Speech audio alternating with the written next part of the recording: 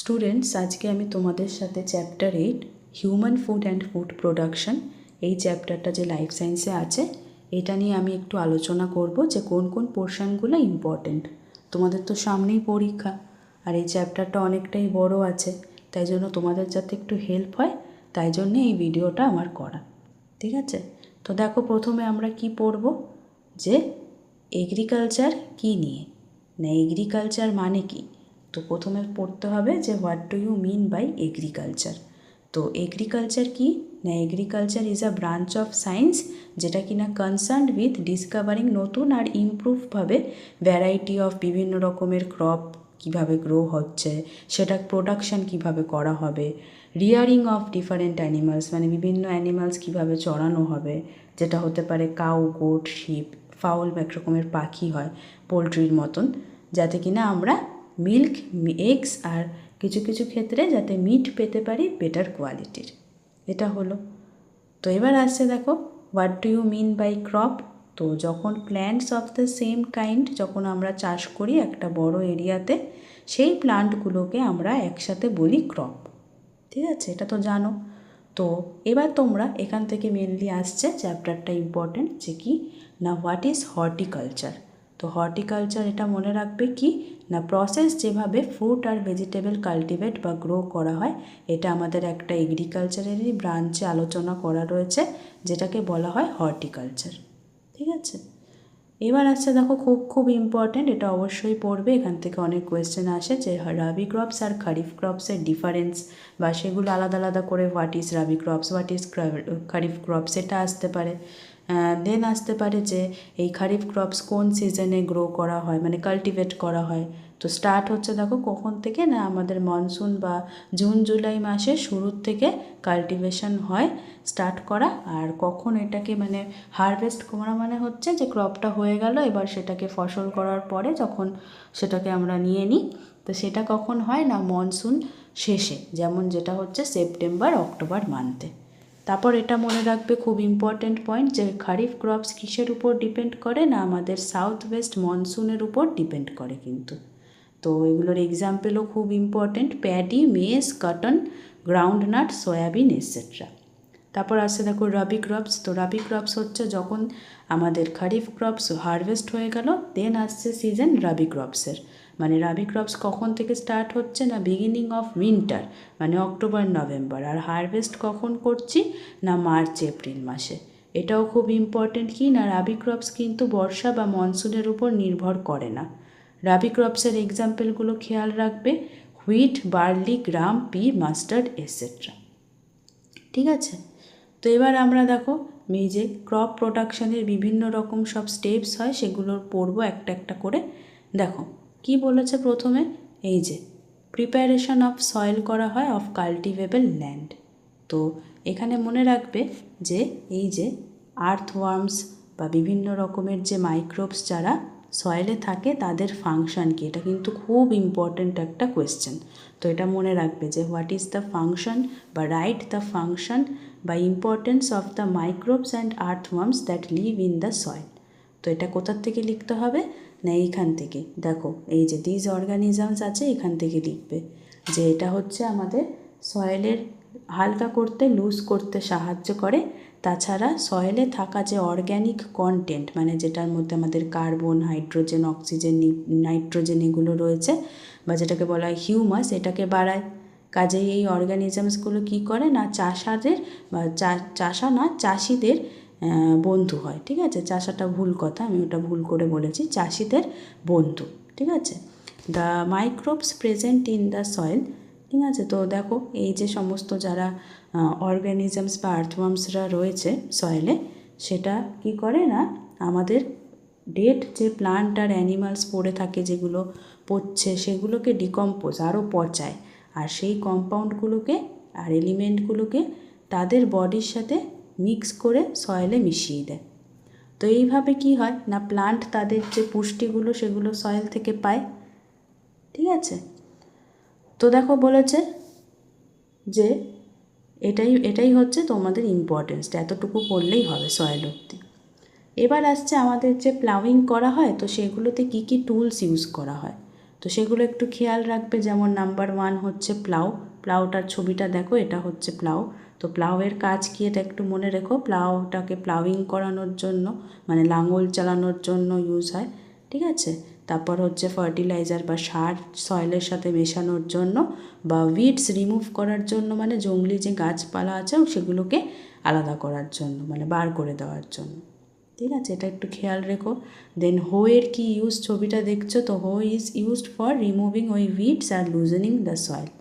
দেন আসছে cultivator. Cultivator কি না, একটা অনেক বড় ট্র্যাক অফ ল্যান্ডটা আমরা কি করতে পারি, খুব সহজে লাঙল বা প্লাউ করতে পারি। সেটাকে কিসের সাহায্যে, বা কাল্টিভেটারের সাহায্যে, ঠিক আছে। যেটা আমাদের দেখো ঠিক ট্র্যাক্টরের গায়ে লাগানো থাকে শেষের দিকটাতে। আর মনে রাখবে যে ছোট ছোট যে এগ্রিকালচারাল ল্যান্ড বা ফ্লাওয়ার গার্ডেন আছে সেগুলোকে প্লাউ করানোর জন্য আমরা ইউজ করি কি না, পাওয়ার টিলার। হয়ে গেল, ঠিক আছে। তো এভাবে এই যে হ্যারো বা লেভেলারের ইউজটাও দেখে নেবে একটু, ঠিক আছে। নেক্সট আসছে দেখো সোয়িং অফ সিডস। তো সোয়িং অফ সিডসটা কেন করা হয় সেগুলো একটু দেখবে, একটু গল্পের মতন আছে, এগুলো পড়ে নেবে, ঠিক আছে। নেক্সট এবার আসছে দেখো এই যে এটা অতটাও লাগবে না, হ্যাঁ, অ্যাডিং ম্যানিওর অ্যান্ড ফার্টিলাইজার্স। তো প্লান্টদের যে মিনারেলস দরকার হয় প্রপার, যাতে তারা বাড়তে পারে ভালোভাবে, এগুলোকেই প্লান্টের নিউট্রিয়েন্ট বলা হয়। তো এগুলো একটু খেয়াল রেখো যে ম্যাক্রো নিউট্রিয়েন্টসের মধ্যে কোন কোন মিনারেলসগুলো পড়ছে, আর মাইক্রো নিউট্রিয়েন্টসের মধ্যে কোন কোন মিনারেলসগুলো পড়ছে, ঠিক আছে। তারপর দেখো এটা মনে রাখবে যে ফার্টিলাইজার্স আর ম্যানিওর কেন অ্যাড করা হয় এগ্রিকালচারাল ল্যান্ডে, না যাতে সয়েল নিজের যে লস্ট বা হারিয়ে যাওয়া পুষ্টিগুলো ফেরত পায় যাতে। আর এতে কি হয় না, প্লান্ট নিউট্রিয়েন্টস মানে যেগুলো পুষ্টি, যেগুলো ঘাটতি ছিল সয়েলে, সেগুলো আবার প্লান্টের গ্রোথের জন্য ইউজ হয়। তো সারও দুরকম হয়, একটা হচ্ছে অর্গ্যানিক, একটা হচ্ছে ইনঅর্গ্যানিক। এটা একটু পড়বে। অর্গ্যানিকটা তো জানো যে খুবই সহজ, যে decomposition of dead plants are animal West এরকমভাবেই করা হয়, ঠিক আছে। আর ইনঅর্গ্যানিকটা কীরকম সাবস্ট্যান্স দিয়ে করা হয় না, নাইট্রোজেন, ফসফরাস আর পটাশিয়াম, এটাই মেন তিনটে যেটা লাগে সয়েলের, এটা আর্টিফিশিয়ালি করে করা হয়। এটা একটু শর্ট করে পড়ে রেখো। এবার আসছে দেখো এটা খুব ইম্পর্টেন্ট, যে ইনঅর্গ্যানিক ফার্টিলাইজার ইউজ করলে সেটার কী কী প্রবলেম দেখা যেতে পারে। তো প্রথমত এটা পড়বে যে কী হয় না, এক্সেসিভ আর ইনডিসক্রিমিনেট মানে হচ্ছে খুব বেশি ভাব করে যদি ইউজ করা হয় আর সেটা যদি কোনো ঠিকঠাকভাবে ইউজ না করা হয়, তখন অনেক প্রবলেম হয় সয়েলে থাকা যে দরকারি ব্যাকটেরিয়াগুলো সেগুলোর। কাজেই সয়েলের ফার্টিলিটিটা নষ্ট হয়ে যায়, কমে যায়, মানে সয়েলটা যতটা ফার্টাইল ছিল সেটা কমে যাবে। ইনঅর্গ্যানিক ফার্টিলাইজার্স যখন ভালো করে না ইউজ করা হয় তখন আরও কি হয় না, যেমন দেখো অ্যামোনিয়াম সালফেট, এটা একটু খেয়াল রেখো, আমাদের অ্যাসিডিটি অফ সয়েল বাড়িয়ে দেয়। যে এদিকে আবার sodium nitrate alkalinity of the সয়েলটা বাড়িয়ে দেয়, ঠিক আছে। তো এরকমভাবে এগুলো দরকার, মানে এগুলো একটু পড়া দরকার তোমাদের, নাহলে কি হবে যে এখান থেকে ভেতর থেকে একটা শর্ট কোয়েশ্চেন চলে আসতে পারে। এবার দেখো বলেছে, এটা খুব ইম্পর্টেন্ট, যে কেন আমাদের অর্গ্যানিক সার ভালো ইনঅর্গ্যানিক সারের থেকে, এটা কিন্তু পড়ে নেবে। অর্গ্যানিক সার দেখো আমাদের সয়েলের যে জল ধরে রাখার অর্থাৎ ওয়াটার রিটেনশন ক্যাপাসিটিটা বাড়িয়ে দেয়।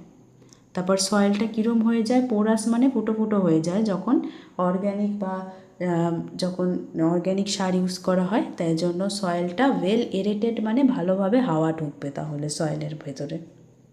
তারপর অর্গ্যানিক সার আমাদের যে দরকারি মাইক্রোবস বা মাইক্রো অর্গ্যানিজমস যে রয়েছে সয়েলে যে থাকা ব্যাকটেরিয়া, ওদের জন্য দরকারি। তারপর অর্গ্যানিক ম্যানিওর ইমপ্রুভ করে সয়েলের যে টেক্সচারটা, এটা হয়ে গেল, ঠিক আছে। তো এবার আসছে দেখো ক্রপ রোটেশন কি, এটা একটু পড়বে যে what do you mean by crop rotation, এটাও ইম্পর্টেন্ট। কি না দেখো বলেছে যে নিউট্রিয়েন্ট রিকোয়ারমেন্টে পুষ্টির প্রয়োজনটা সবকটা গাছের জন্য আলাদা আলাদা হয়।